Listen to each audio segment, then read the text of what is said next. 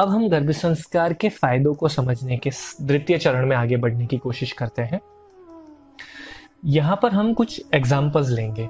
सबसे पहला एग्जाम्पल हम लेंगे प्रहलाद और कयाधु का। हम सभी प्रहलाद और कयाधु के प्रसंग को बहुत अच्छी तरीके से जानते हैं।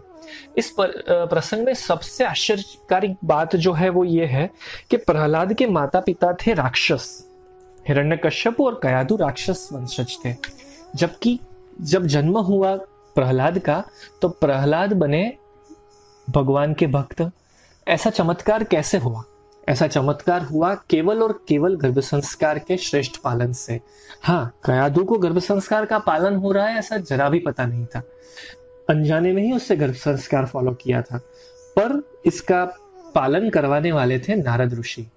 जब कयाधु गर्भवती थी तब कुछ ऐसी अकस्मात घटना बनी कि जिसकी वजह से कयाधु पहुंच गई नारद मुनि के आश्रम में।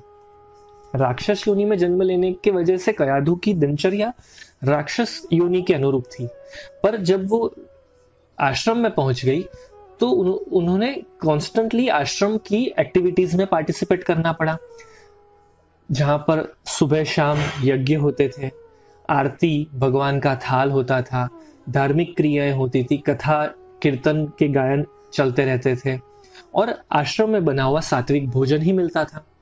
शुरुआत में तो कयाधु को ये सारी चीजें करनी थोड़ी कठिन रही, पर ग्रेजुअली करते करते उससे आनंद आने लगा और अब इन सब चीजों की आदत बन गई थी।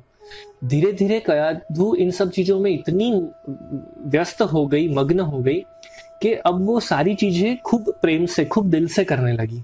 और परिणाम ये आया कि अब वो आश्रम की सेवाओं में जुड़ने लग गई थी। आश्रम में कचरा निकालना, आश्रम की कन्याओं को पढ़ाना, आश्रम में भोजन की सेवा में मदद करना, भगवान के पूजन के लिए फूलों का चयन करने जाना, और ग्रेजुअली कथा वगैरह सुनने लग गई। और ये सब धार्मिक प्रवृत्तियों का परिणाम आया कि गर्भ में पल रहे प्रहलाद ने भी अपने अंदर श्रेष्ठ संस्कार और भगवत भजन के ही सारे संस्कारों का ग्रहण किया और परिणाम स्वरूप वो भगवान के भक्त बन पाए। तो गर्भ संस्कार का जो सबसे प्रथम फायदा है वो ये है कि माता पिता के अंदर जो गुण नहीं है वैसे गुण भी अगर गर्भ संस्कार का उचित पालन किया जाए तो होने वाली संतान में लाए।